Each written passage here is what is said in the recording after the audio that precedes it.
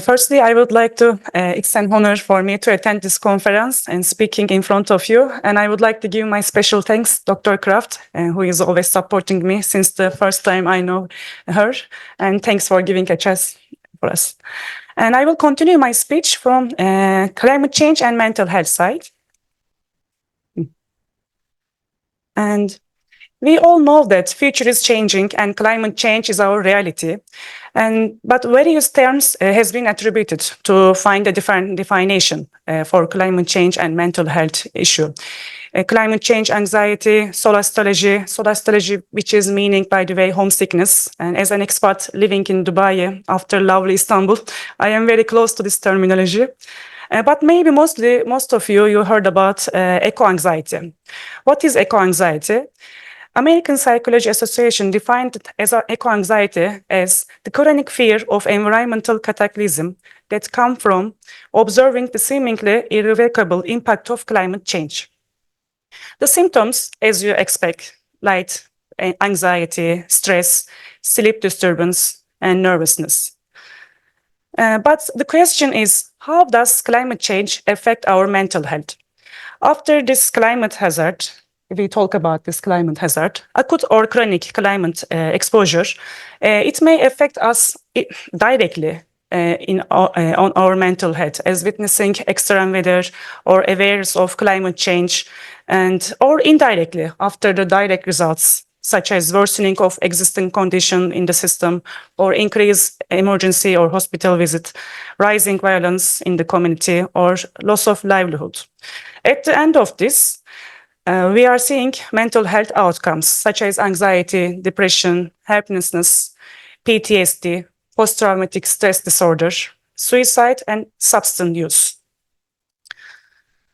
And let's talk about the numbers, and then we can guess how much of people can affect from the mental health issue regarding climate change. When we look at the global population, young population, approximately 41%, nearly half of the global population.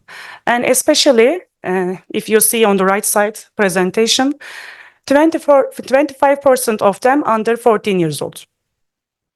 So we need to be actually more careful, more attentive on children. As the United Nations value this is, nearly 2.2 billion children are now extremely high risk from the impacts of climate change, and most of them under 5 years of age. Top 5 causes related to climate change, but on physical health, we are seeing infant mortality with malnutrition, neonatal deaths, acute respiratory illness, diarrhea, and malaria. Compared with adults, we know as a pediatrician, children are more vulnerable. But why? They have less effective heat adaptation capacity, higher exposure to toxins, they are more vulnerable to insect-borne vectors, and they have more life in their life, which means they will be more exposed to new threats. And all of this physical problem, at the end, they are contributing to their mental health. Do you think that climate change affects children's mental health or our mental health after birth? Research shows us the effects starting even in prenatal time, in utero time. The exposure affecting our DNA and biological trauma, and along with developmental disabilities. And therefore, it's important to take crucial step even in prenatal in utero time, and the effect continues cumulatively to the whole childhood, as you see here. If prenatal temperature extremes, that means the future capital of the population will be more have more cognitive incapacity and maybe low social dysfunction, even without any psychiatric diagnosis. So therefore, climate action is clearly needed to protect our mental health. But all of us, we know there are certain groups are disproportionately at risk from climate change-related toxic exposure and hazards. And people, especially with chronic disease or physical disabilities or any underlying mental health condition, are more vulnerable, as you expect. Such socioeconomical problems, such as poverty, is also another contributing factor for vulnerability. Demographically, age, sex, geographically, to living in a prone area and for extreme weathers, extreme hazards, or political reason can increase these vulnerability factors. This is from research. 25-30% of people who are homeless have a severe mental health condition that make them more vulnerable for climate change and on their mental health. And some groups, some ethnic groups, such as Black Americans, especially who are living in elevated temperature and air pollution condition, their mental health also, mental health condition are more seen compared to other population. That makes them more vulnerable from other population. And indigenous community, people are living in nature, luckily than us. They are also having vulnerable because of the direct effect of climate change, as the effect will affect directly their home. So it will increase their psychological well-being also. Again, a 10-nation survey study, these saw that young people, 84% of them, a great number, they are thinking, they are worried for climate change.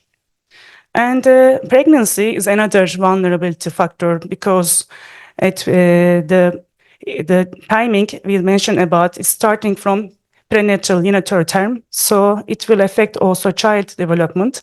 Therefore, it's another vulnerability factor. Older people who are living in social isolation are more vulnerable, and women in the community generally has more mental health problem than men. But we don't know the real numbers. Sorry for the men in this room. Maybe mostly men, they are not expressing their feeling regarding mental health problem. Maybe real numbers can be equal. We don't know the real. And yeah, climate action is needed to protect our mental health. Now I will continue some research about climate change and mental health, especially in children. This is one of the largest sample study I found in PubMed, which is published in Lancet. 10,000 children under 25 years old, and they did this survey in 10 countries. And what they found, 59% of them extremely worried about climate change. And most of them feeling these emotions, sadness, anxious, powerless, helpless, or even guilty about this climate change impacts. And more than 45% of them and telling that their life negatively being affected due to this climate change impact. And most of them, 75% of them, thinking future is frightening. And again, they are thinking government has less inadequate response for the climate change. Another study, this is a review study, and 56 articles in 20 years they search regarding mental health effects due to the acute or chronic climate events from all over the world, both child and adults. And they found on the right side, you can see the mental health problem, the most mental health problem in this review. The five of them, general psychological distress, second one, anxiety, depression, post-traumatic stress disorder, and even death due to suicide. Another review study from last year confirmed the people with pre-existing mental health condition are particularly vulnerable after floods. Two study from regarding floods, one from Australia and another one, maybe you heard Hurricane Katrina in Florida. Both countries has a frequent flood and they are geographically prone these climate events. And what they found 20% of the population has PTSD after floods and even depression. And another study in New York, they found as the summer temperature increased in New York, young people admitting more hospital and ED visits due to mental health problem. And another review study also in, again, PubMed, they found an association between higher levels of climate change and those mental health problems, depression, anxiety, stress, substance use, and suicide. And when you look at the Europe, this is we can include also our country, Turkey, and we are seeing mostly displaced children due to refugees and population, and displaced children who are separated from home, and they have more mental health burden compared to other child. And we know that increased temperature is a link to air pollution, but studies show that exposure to air pollution also impact children on later psychopathology, such as major depressive disorder. And so far, we mentioned about vulnerability factors and research about mental health and climate change. But vulnerability, first we need to understand vulnerability, because it will give us and it will make us to give a decision regarding producing policy development or finding a solution.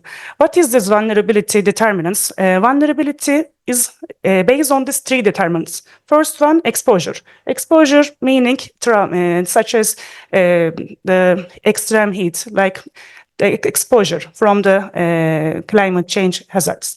Another one, sensitivity. Sensitivity is meaning to ability of a person or community withstanding in front of this exposure. And adaptive capacity is referred to behavioral, institutional, or technological response to decrease this exposure effect. And so these three determinants is important for us for future step. And especially we need to take more step on adaptive capacity to decrease sensitivity and exposure impact. But the timing of adaptation and prevention, again, is important on mental health vulnerability. As you see in this chart, and the mental health vulnerability here is increased in non-linear way. And by the time this development plasticity increase, exposure to new exposure also is increased. Therefore, early adaptation and prevention is crucial to reducing mental health risk on the population. But how can we reduce the risk of climate change on our mental health? First step, support those vulnerable people, as we mentioned, the older people, young population, such communities, and disadvantaged communities. Second step, investment foundation for the treatment models. Third step, support for action to climate change. I can give example from this conference. This is a step of action.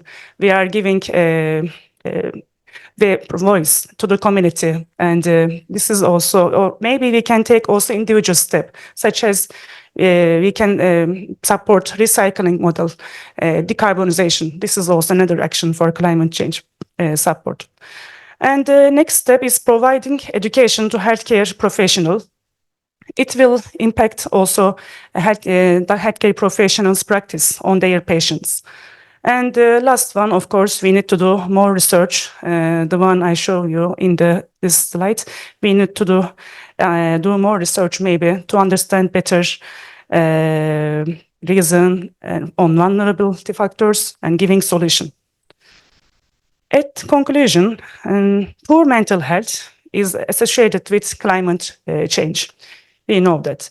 Depression, anxiety, and post-traumatic distress is the most three common impacts on our mental health after climate change impact. Risk began before birth in prenatal time, we mentioned about that, and this cascade across development. It's affect children development. And children are residents, especially living in low and middle income countries, are more vulnerable. And lastly, understanding the impact scope is critical for all of us taking prevention and treatment. Lastly, I want to mention about the importance of this week. This week was, has been celebrated for a Mental Health Week, and from the Mental Health Foundation. Every year, 10 of October, they are celebrating the day for the giving for highlighting our mental health. This year, this year template is about workplace mental health. Life is not easy. All of us struggling with the life, but we need to protect first our mental health to improve our job, to be more practical, to be more helpful our loved one and our patients. And thank you for attention.